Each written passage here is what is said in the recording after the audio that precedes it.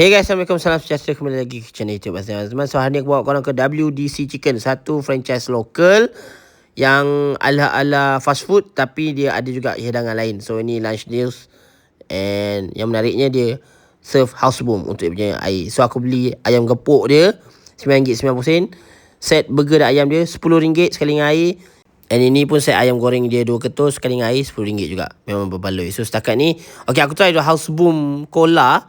Okay, sebab aku tak pernah try house boom cola, and aku boleh kata rasa house boom cola dia ni lebih seakan-akan salsi berbanding cola lah. Tapi okay, not bad. Okay, just nice. And next aku try dia punya ayam pula. Okay, so kalau kau tengok ayam dia crispy enough, and setakat ni portion ayam dia semua besar-besar. So sangat puas hati.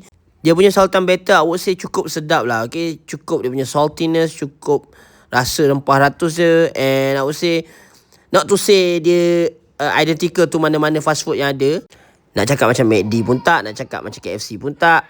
Dia sebenarnya cerita dia ada flavor profile yang tersendiri dan cukup menyelerakan lah. Next aku try punya nasi ayam gepuk, and dengan harga RM9.90 kau boleh dapat nasi, kobis goreng, ayam goreng dan sambal kacang kaju saja lah. And I would say dengan harga macam ni, hanya ayam gepuk artisan je boleh lawan. Dan manakala ayam gepuk artisan ada isu, kau boleh cari ini as an option lah. Gabungan rasa antara dia punya kobis goreng, kicap manis dia, and sambal kacang kaju dia, I would say secukup rasa. Tapi tak adalah nak kata sesedap Pak Gembus boleh lawan Pak Gembus. Tak adalah, dia on its own level yang berbaloi dengan harga RM10 tu. And ini dia punya crispy chicken burger. Dia punya buns cukup lembut and very buttery, menambahkan rasa masin dekat burger ni, which is sedap lah. Dia punya crispy chicken pun very crispy and very juicy at the same time.